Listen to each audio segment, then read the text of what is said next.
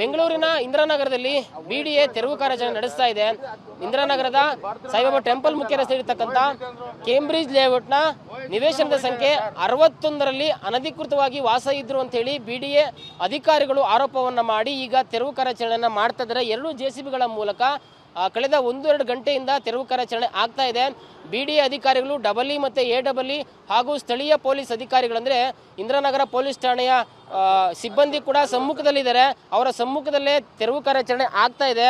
ಮನೆಯಲ್ಲಿದ್ದಂಥ ಎಲ್ಲವನ್ನು ಕೂಡ ಈಚೆ ಬಿಸಾಡಿ ಜೆಸಿಬಿ ಮುಖಾಂತರ ಜಾಗವನ್ನು ತೆರವು ಮಾಡ್ತಕ್ಕಂಥ ಕೆಲಸ ಬಿಡಿಎಗೆ 3 ವರ್ಷಕ್ಕೆ ಪಡಿತಕ್ಕಂಥ ಮತ್ತು ಸ್ವಾಧೀನ ಮಾಡ್ತಕ್ಕಂಥ ಕೆಲಸ ನಡೀತಾ ಇದೆ. ಬಟ್ ಆದರೆ ಇಲ್ಲಿ ಇದುವರೆಗೂ 50 ವರ್ಷಗಳಿಂದ ನಾವು ವಾಸ ಇದ್ರಿ ಅಂಥೇಳಿ ಈ ಸಂತ್ರಸ್ತರು ಏನೀಗ ಬೀದಿಗೆ ಬಿದ್ದಿದ್ದಾರೆ ಅವರು ಆಕ್ರೋಶವನ್ನು ಹೊರಹಾಕ್ತಾ ಇದ್ದಾರೆ, ಅಸಮಾಧಾನ ಹೊರಹಾಕ್ತಾ ಇದ್ದಾರೆ. ಇನ್ನು ಈ ಒಂದು ಜಾಗದ ವಿಚಾರವಾಗಿ ಕೋರ್ಟಲ್ಲಿ ಸ್ಟೇ ಇತ್ತು ಅಂತ ಹೇಳಿ ಕೂಡ ಅವರು ಮಾಹಿತಿಯನ್ನು ಕೊಡ್ತಾ ಇದ್ದಾರೆ. ಹೀಗಿದ್ರೂ ಕೂಡ ಬಿಡಿಎ ಅಧಿಕಾರಿಗಳು ಕೋರ್ಟ್ ಆದೇಶವನ್ನು ಧಿಕ್ಕರಿಸಿ ತೆರವು ಕಾರ್ಯಾಚರಣೆ ಮಾಡ್ತಾ ಇದ್ದಾರೆ ಅಂತ ಹೇಳಿ ಆರೋಪವನ್ನು ಮಾಡ್ತಾರೆ. ಬಟ್ ಆದರೆ ಬಿಡಿಎ ಅಧಿಕಾರಿಗಳು ಮಾತ್ರ ನಮಗೆ ಈ ಒಂದು ಬಿಡಿಎ ಜಾಗ ಅಂಥೇಳಿ ಸ್ಪಷ್ಟ ಮಾಹಿತಿ ಇದೆ, ಸ್ಪಷ್ಟ ದಾಖಲೆಗಳಿದೆ, ಹೀಗಾಗಿ ನಾವು ಕಳೆದ 15 ದಿನಕ್ಕಿಂತ ಮುಂಚೆ ನೋಟಿಸನ್ನು ಕೊಟ್ಟು ಈಗ ನಾವು ತೆರವು ಕಾರ್ಯಾಚರಣೆಯನ್ನು ಮಾಡ್ತಾ ಇದ್ದೀವಿ ಅಂತ ಹೇಳಿ ಸ್ಪಷ್ಟನೆಯನ್ನು ಕೊಡ್ತಾ ಇದ್ದಾರೆ. ಇನ್ನು ಸಂತ್ರಸ್ತರು ಏನು ಹೇಳ್ತಾರೆ ಅನ್ನೋದನ್ನ ಕೇಳ್ತಾ ಹೋಗ್ತೀನಿ. ಸರ್, ಕಳೆದ 50 ವರ್ಷದಿಂದ ತಾವಿಲ್ಲಿ ವಾಸ ಇದ್ರಿ ಅಂತ ಹೇಳಿ ದಾಖಲೆಗಳು ಸರಿ ಇಟ್ಕೊಂಡಿರ್ಲಿಲ್ವಾ? ಬಿಡಿಎ ಮೊದಲೇ ನಿಮ್ಗೆ ಮಾಹಿತಿ ಕೊಟ್ಟಿರ್ಲಿಲ್ವಾ? ಬಿಡಿಎ ಏನು ಕೊಟ್ಟಿಲ್ಲ ಸರ್. ಇವನು ಬಿಡಿಎದವರು ಬಂದರು, ಡಾಕ್ಯುಮೆಂಟ್ಸ್ ಕೊಡೋದು 10ನೇ ತಾರೀಕು, ಇದು 11ನೇ ತಾರೀಕು ಬರೆದುಬಿಟ್ಟು 14ನೇ ತಾರೀಕು ತೊಗೊಂಡ್ಬಂದು ನೋಟಿಸ್ ಕೊಡ್ತಾರೆ ನಮಗೆ. ಕೊಟ್ಬಿಟ್ಟು ಇವಾಗ ಏನು ಹೇಳಿಲ್ಲ, ಸಡನ್ನಾಗಿ ಬಂದು ಹೊಡಿತಾರೆ. ನಮ್ಮ ತಂದೆಗೆ ಎಲ್ಲ ಆಗಿರೋ ಡಾಕ್ಯುಮೆಂಟ್ಸ್ ಎಲ್ಲ ಇದೆ, ಕೋರ್ಟಿಗೆ ಸಬ್ಮಿಟ್ ಮಾಡಿದ್ವಿ. ಕೋರ್ಟಿಗೆ ಸಬ್ಮಿಟ್ ಮಾಡಿ ಸ್ಟೇನ ತೊಗೊಂಡು ಬಂದಿದ್ವಿ. ಸ್ಟೇನ ನೋಡ್ತಾನೆ ಇಲ್ಲ, ಕೇಳಿದ್ರೆ ಇದು ದಾಖಲೆನೇ ಇಲ್ಲ ಅಂತ. ಇವಾಗ ದಾಖಲೆ ಇಲ್ಲ ಅಂದರೆ ಇದು ಏನಾಗುತ್ತೆ ಸರ್?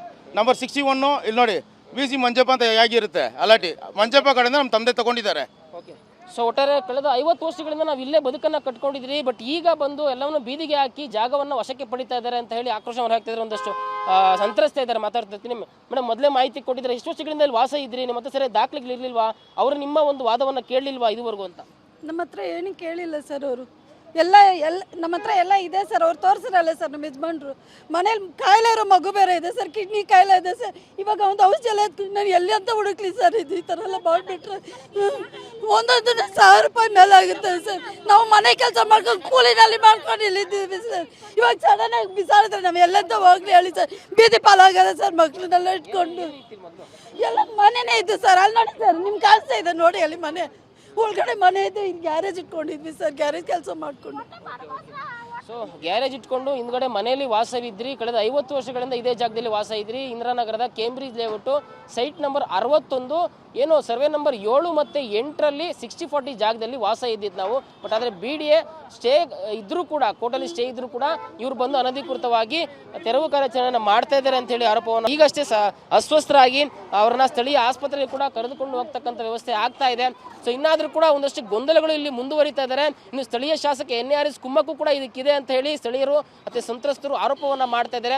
ಬಿಡಿಎ ಅಧಿಕಾರಿಗಳು ಮಾತ್ರ ನಮ್ಮ ಹತ್ರ ಅಗತ್ಯ ದಾಖಲೆಗಳಿದ್ದಾವೆ, ಇದು ಬಿಡಿಎಗೆ ಸೇರಿದ ಜಾಗ ಅಂತ ಹೇಳ್ತಿದ್ದಾರೆ. ಬಟ್ ಅದು ಸಂತ್ರಸ್ತರು ಮಾತ್ರ 50 ವರ್ಷಗಳಿಂದ ವಾಸ ಇದ್ದೀರಿ, ನಮ್ಮ ಹತ್ರ ದಾಖಲೆಗಳಿದ್ದಾವೆ, ಇವರು ಸ್ಟೇ ಇದ್ರೂ ಕೂಡ ಕೋರ್ಟಲ್ಲಿ ಬಂದು ಈ ರೀತಿಯಾಗಿ ಕಾರ್ಯಾಚರಣೆ ಮಾಡ್ತಾ ಇರೋದು ತಪ್ಪು ಅಂತಕ್ಕಂಥ ಆರೋಪಗಳನ್ನು ಕೂಡ ಮಾಡ್ತಾ ಇದ್ದಾರೆ. ಒಟ್ಟಾರೆ ಈ ಆರೋಪ ಪ್ರತ್ಯಾರೋಪಗಳ ನಡುವೆ ಸತ್ಯ ಏನು ಅನ್ನೋದನ್ನ ಬಿಡಿಎ ಅಧಿಕಾರಿಗಳು ಸ್ಪಷ್ಟಪಡಿಸಬೇಕು.